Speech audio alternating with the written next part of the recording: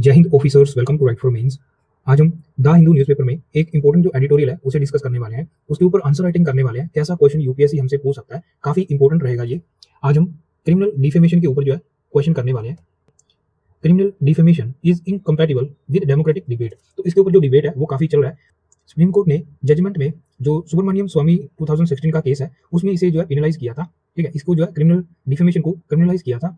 तो कैसे अब ये जो डिबेट है वो राइज हो रहा है, क्योंकि इसका जो मिस यूज है वो काफी लेवल पे किया जा रहा है। ठीक है, क्योंकि इसका जो मिस यूज है वो काफी बड़े लेवल पे किया जा रहा है। इसकी वजह से कहीं ना कहीं हमारा जो फ्रीडम ऑफ स्पीच है, freedom of speech article 19 1 clause A, ठीक है, 1 सब क्लोज ए, कहीं ना कहीं वो वॉयलेट हो रहा है। तो इसकी वजह से इसके ऊपर जो डिबेट है वो चल रहा है। जजेस कहीं ना कहीं इसे डीक्रिमिनलाइज करने की बात जो है वो कर रहे हैं। तो इसके ऊपर कैसा क्वेश्चन यूपीएससी हमसे पूछ सकता है, काफी इंपॉर्टेंट रहने वाला है ये। चलिए डिस्कस करते हैं साथ में। डेली न्यूज़पेपर के अलावा हमारा जो सोशियोलॉजी है उसमें हम थिंकर का पार्ट है उसकी आंसर राइटिंग कर रहे हैं। पीवाईक्यू जो है वो डिस्कस कर रहे हैं, और साथ ही साथ हम जीएस 1 जो कंप्लीट सोल्यूशन है उसका सीरीज चल रहा है, जिसमें हम जीएस 1 के हमने जो 13 क्वेश्चन है वो डिस्कस कर लिए हैं। जीएस 2 के हमने जो 2 क्वेश्चन है वो डिस्कस कर लिए हैं। इसके अलावा हम हमारी जो एवरी संडे हम जो है केस स्टडी जो है वो सोल्व करते हैं। इसके अलावा आगे हम जो है ऐसे राइटिंग वो भी शुरू करने वाले हैं। तो ये काफी हेल्पफुल रहने वाला है आपकी आंसर राइटिंग में। और हम जो टारगेट कर रहे हैं, हम टारगेट कर रहे हैं यूपीएससी 2026 को। तो ऐसी जो सीरीज है, आप जो डेली करंट अफेयर की है इसको आप बिल्कुल भी स्किप मत करिए। काफी बढ़िया जो इनसाइट है आपको, आंसर राइटिंग जो टिप है आपको, जो आंसर राइटिंग के जो मोस्ट इंपॉर्टेंट पॉइंट है वो हम जब आंसर लिखते हैं तभी हम जो है तभी बताते हैं, क्योंकि ऐसे कुछ पॉइंट्स होते हैं जो हम अलग से नहीं बता पाते ड्यूरिंग द आंसर राइटिंग, तभी जो बताए जा सकते हैं। ठीक है, अगर आप बिगनर हो तो आपको ये काफी हेल्प करने वाला है। अगर आप कोचिंग कर रहे हो फिर भी आपको ये काफी हेल्पफुल रहने वाला है, क्योंकि कोचिंग में भी इवैल्यूएशन के दौरान ऐसी जो पॉइंट्स है जो मिस किए जाते हैं, जो मिस हो जाते हैं, जिसके ऊपर हमें जो है काम करने की जरूरत है। ठीक है, criminal defamation, though upheld as protecting reputation under Article 21, possess challenges to free speech under Article 19(1) subclause A. Critically examine and suggest suitable reforms. 250 word में पूछा गया है। जल्दी से क्वेश्चन को डिकोड करते हैं, मोस्ट इंपॉर्टेंट रहने वाला है 2026 एग्जाम के लिए। काफी टाइम से ये जो न्यूज़ में है, और रिसेंटली अभी सुप्रीम कोर्ट के जजेस हैं इसके ऊपर जो डिस्कशन है वो कर रहे हैं कि जो क्रिमिनलाइजेशन डिफेमेशन है इसे डीक्रिमिनलाइजेशन करने की बात जो है वो चल रहा है। मोस्ट इंपॉर्टेंट रहेगा आपके जो 2026 यूपीएससी के एग्जाम के लिए। क्वेश्चन की क्या डिमांड है, जल्दी से डिकोड करते हैं।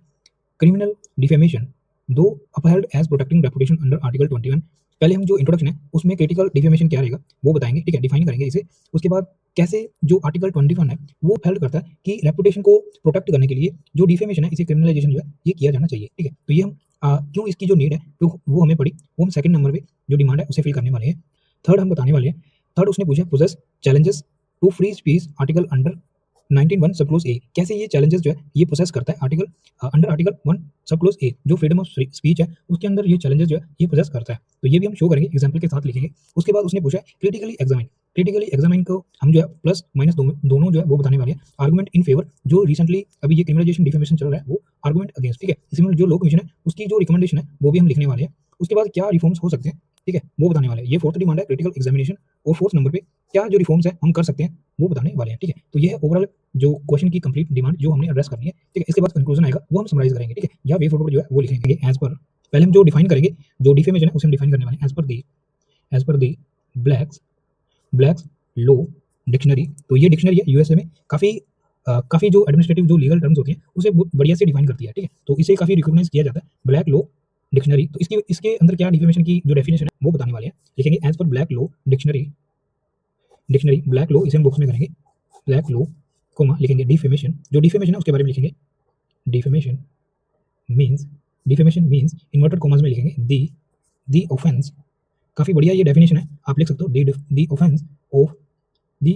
Offence of injuring a person's character comma लिखेंगे फेम। अलग अलग जो डिमेंशंस हैं, फेम कोमा और रेपुटेशन बाय फोर्स एंड जो मलिशियस स्टेटमेंट है उसके साथ मलिशियस स्टेटमेंट। ठीक है, तो ये जो डेफिनेशन है डिफेमेशन की जो ब्लैक लॉ डिक्शनरी है उसके अंदर दी गई है। काफी बढ़िया वे में उसने जो ये डिफाइन किया। इसे नंबर ऑफ लाइन में हम जो अंडरलाइन करने वाले हैं इस तरीके से। ठीक है, तो ये है हमारा ओवरऑल जो इंट्रोडक्शन। अभी इसके साथ ही हम ऐड करेंगे कैसे जो टेंशन्स है वो आर्टिकल 21 जो डिग्निटी से रिलेटेड है और आर्टिकल 29(1) जो फ्री स्पीच से रिलेटेड है, इसके बीच में जो टच है वो चल रहा है। ठीक है, it raises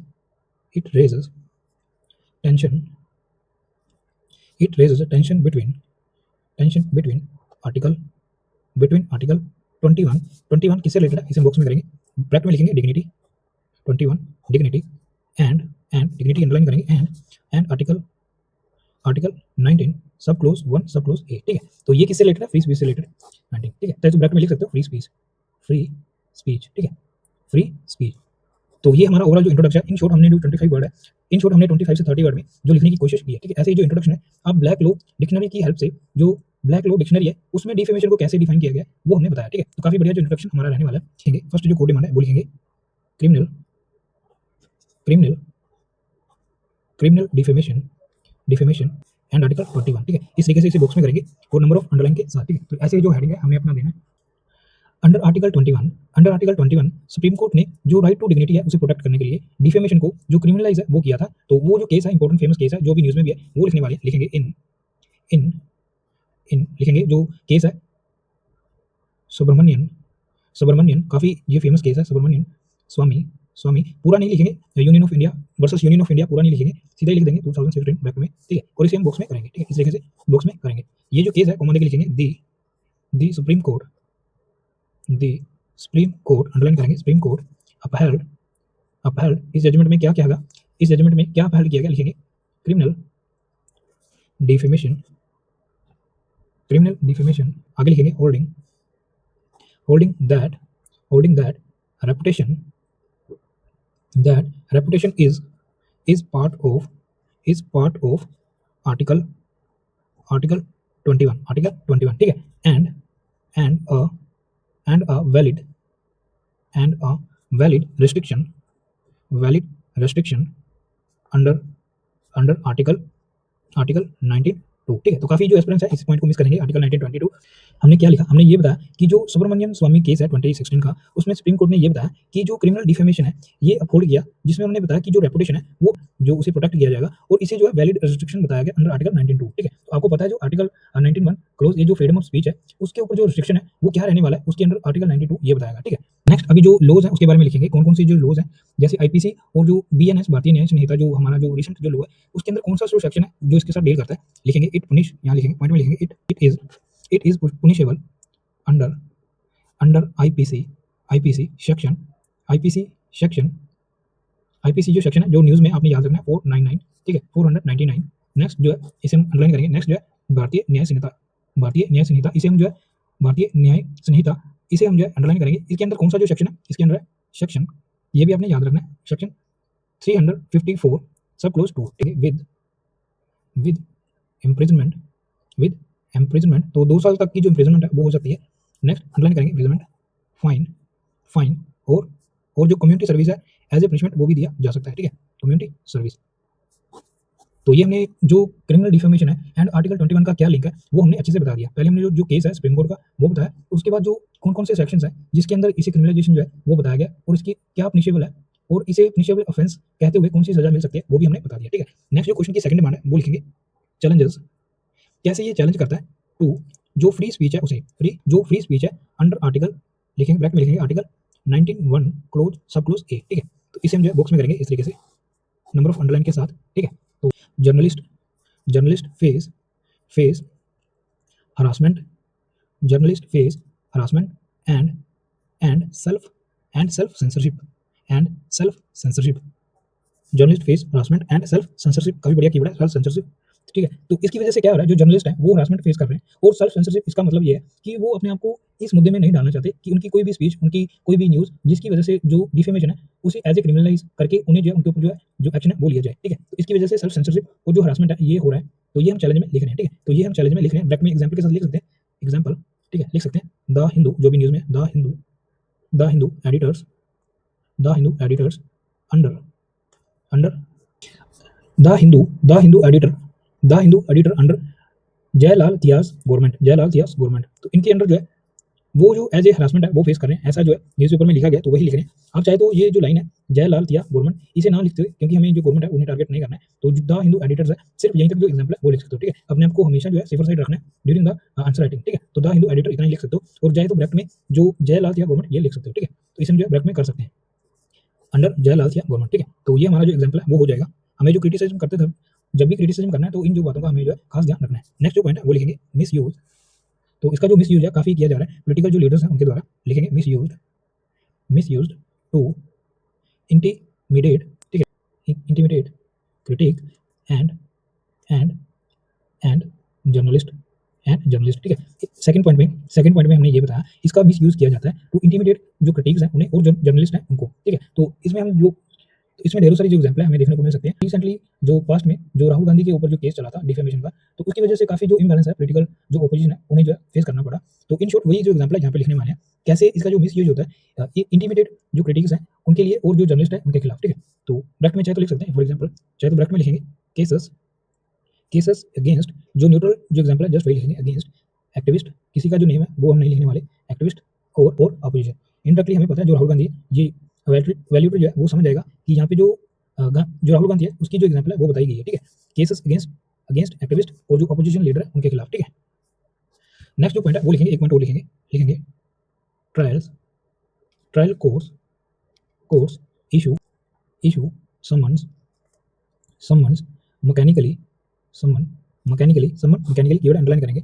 इसकी वजह से क्या होता है डिलेइंग डिबेट्स, तो इसकी वजह से जो डिबेट्स है वो डिले होती हैं, ठीक है, डिलेइंग डिबेट्स, ठीक है। तो ये हमने इन शॉर्ट ट्रायल कोड जो है इसे अंडरलाइन करेंगे। तो ये हमने इन शॉर्ट क्या चैलेंजेस जो है free speech under article 19(1) sub close ए वो हमने बताने की कोशिश की है, ठीक है। Critical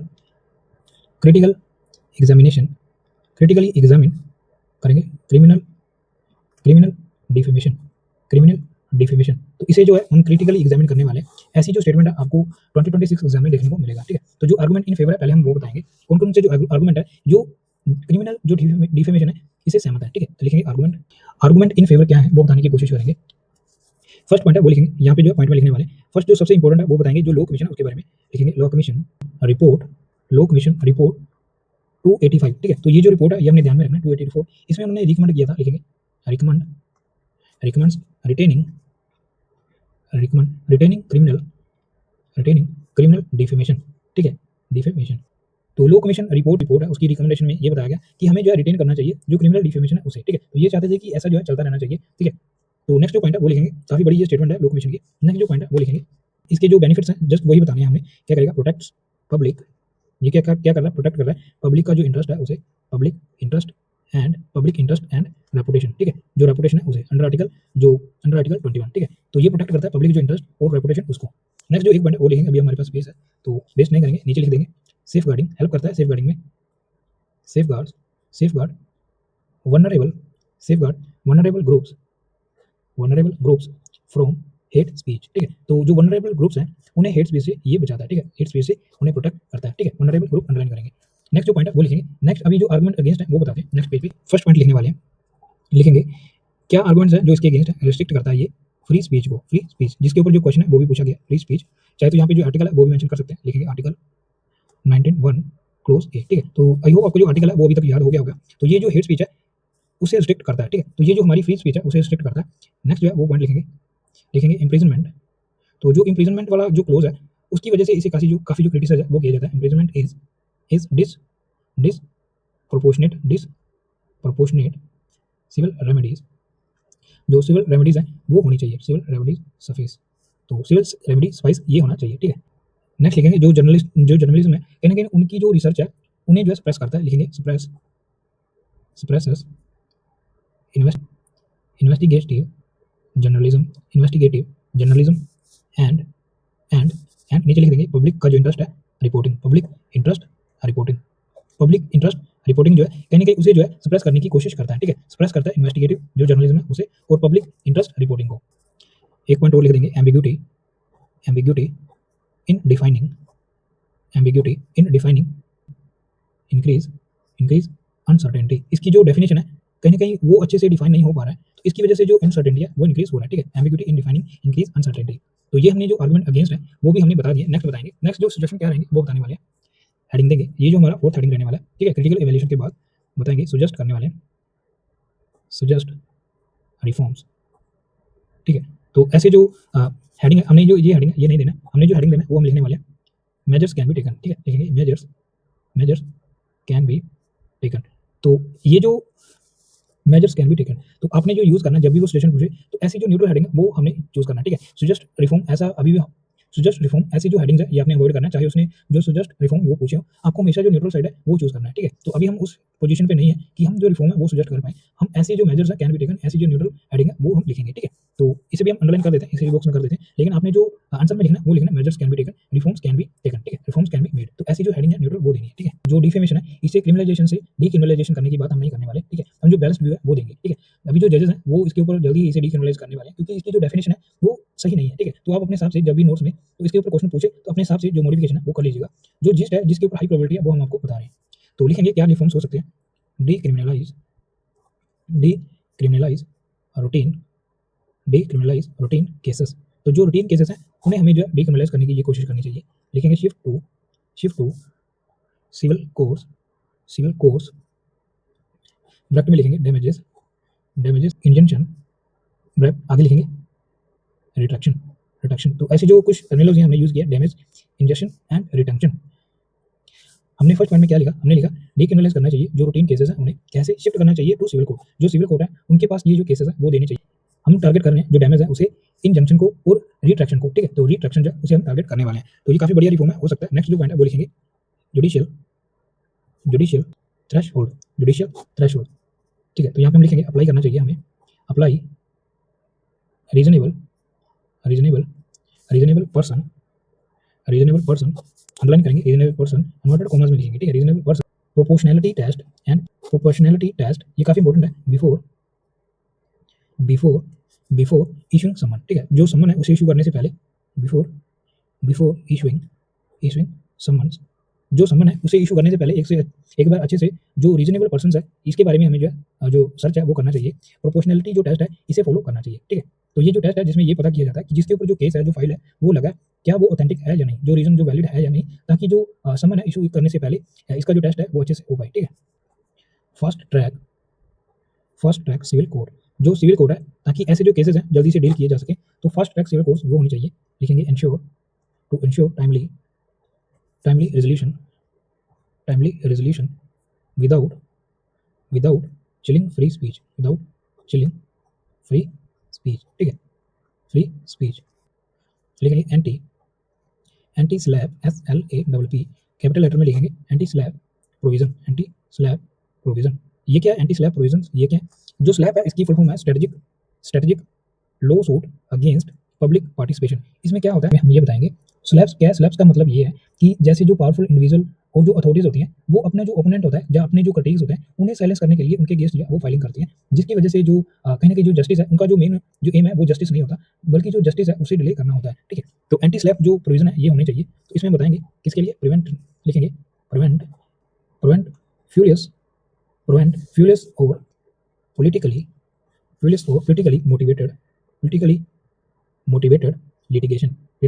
motivated litigation। तो प्रिवेंट करना है हमें जो फ्यूरियस और politically motivated जो litigation है उन्हें।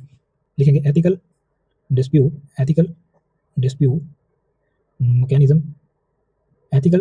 mechanism, ये भी होना चाहिए, ठीक है। मैकेनिज्म ये होना चाहिए ताकि जो इशू है कहीं ना कहीं वो आउटसाइड कोर्ट जो है वो रिजोल्व हो पाए, ठीक है। ताकि जो लिखेंगे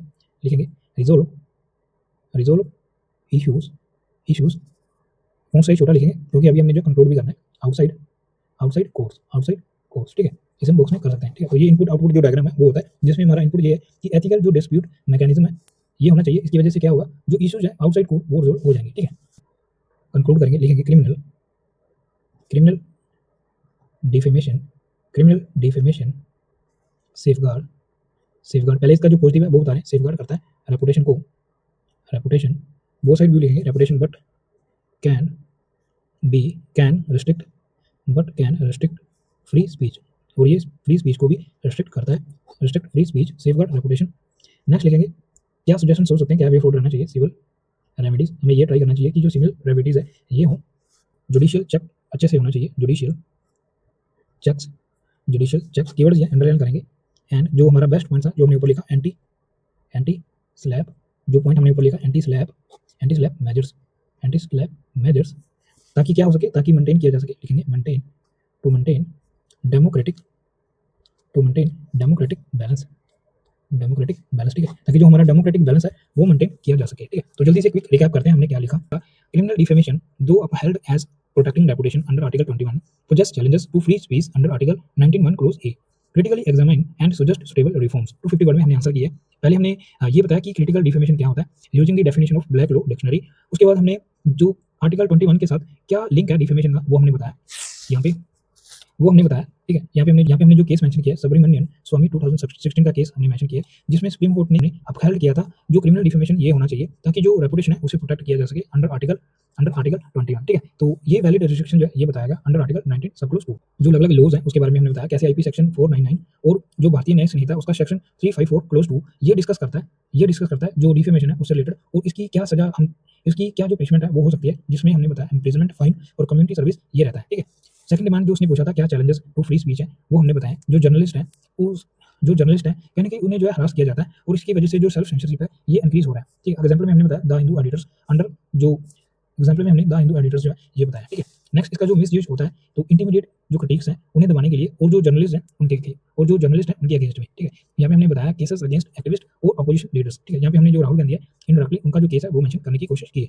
जो ट्रायल कोर्ट्स हैं उनका जो पॉइंट है वो हमने रखा है कैसे इनका जो समन इशू करने का जो मैकेनिज्म है कहीं ना कहीं वो भी जो डिबेट्स है उन्हें डिले करता है। नेक्स्ट हमने थर्ड जो बताया जो क्रिटिकल इवैल्यूएशन है वो करके दिखाया, आर्गुमेंट इन फेवर जो क्रिमिनल डिफेमेशन रहना चाहिए उसके बारे में बताया। लो कमीशन की ये रिपोर्ट थी 285 लो कमीशन की ये रिपोर्ट थी 285, उसमें उन्होंने रिकमेंड किया कि जो क्रिमिनल डिफेमेशन है ये रिटेन रहना चाहिए। ठीक है, तो उन्होंने जो है इसकी रिटेंशन की बात की है। नेक्स्ट पॉइंट हमने बताया पब्लिक जो इंटरेस्ट है उसे प्रोटेक्ट करने के लिए और जो रेपुटेशन है उसे प्रोटेक्ट करने के लिए ये जो क्रिमिनलाइजेशन और डिफेमेशन है काफी इंपॉर्टेंट है, सेफ गार्ड करता है जो वनरेबल ग्रुप्स हैं उन्हें फ्रॉम हेट स्पीच। तो ये जो तीन जो फेवर पॉइंट है हमने क्रिमिनल जो डिफेमेशन ये रहना चाहिए वो बताया। आर्गुमेंट अगेंस्ट में हमने ये बताया कि ये रिस्ट्रिक्ट करता है फ्री स्पीच को अंडर आर्टिकल 19 सब क्लोज ए। बट हमने बताया इम्प्रिजनमेंट जो है वो कहीं ना कहीं डिस्प्रोपोर्शनेट रहता है, सिविल रेमेडीज जो है वो हमने करनी चाहिए। ठीक है, जो सिविल रेमेडीज है कहीं ना कहीं हमें जो है वो अपनानी चाहिए। सप्रेस करता है जो इन्वेस्टिगेटिव जो जर्नलिज्म है उन्हें और पब्लिक इंटरेस्ट रिपोर्टिंग है उसे कहीं ना कहीं उसे जो अंडरमाइन किया जाता है।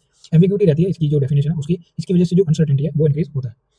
नेक्स्ट क्या सजेस्ट रिफॉर्म हो सकते हैं, मेजर्स कैन बी टेकन वो हमने बताया कि डीक्रिमिनलाइज करना चाहिए जो रूटीन केसेस हैं उन्हें, और जो केसेस हैं वो शिफ्ट करनी चाहिए जो सिविल कोर्ट्स हैं उनके पास। ठीक है, जुडिशियल जो थ्रेशोल्ड है वो हमने बताया कैसे जो रीजनेबल पर्संस ये अप्लाई करना चाहिए, और जो सेकंड पॉइंट में हमने ये बताया कि जो प्रोपोर्शनैलिटी टेस्ट है ये कंडक्ट करना चाहिए और अप्लाई करना चाहिए जो रीजनेबल पर्सन है उसे। ठीक है, बिफोर इशू समन जो समन से पहले ये काम हमें जो है करना चाहिए। नेक्स्ट हमने बताया फास्ट ट्रैक सिविल कोर्ट के बारे में ताकि जो टाइमली रेजोल्यूशन है केसेस का वो हो सके। एंटी स्लैप प्रोविजन इसके बारे में हमने बताया कि हमें प्रिवेंट करना चाहिए जो फ्रूलियस और जो पॉलिटिकल मोटिवेटेड लिटिगेशंस है उन्हें। नेक्स्ट हमने जो एथिकल डायमेंशंस है वो भी इंक्लूड किया ताकि जो इशू है वो कोर्ट के बाहर ही जो है सोल्व किया जा सके। उसके बाद हमने जो कंक्लूड किया लिखा उसके बाद हमने कंक्लूजन में लिखा criminal defamation safeguarding reputation but can resist free speech. उसके बाद हमने जो रेमेडी क्या रहेगी वो बताया civil remedies judicial checks and anti SLAPP measures maintain democratic balance. ठीक है, तो ऐसे जो हम कंक्लूड है ओवरऑल जो समराइज है वो कर सकते हैं। ये था कंप्लीट आंसर। आई होप आपको ये अच्छा लगा होगा। Thanks for watching.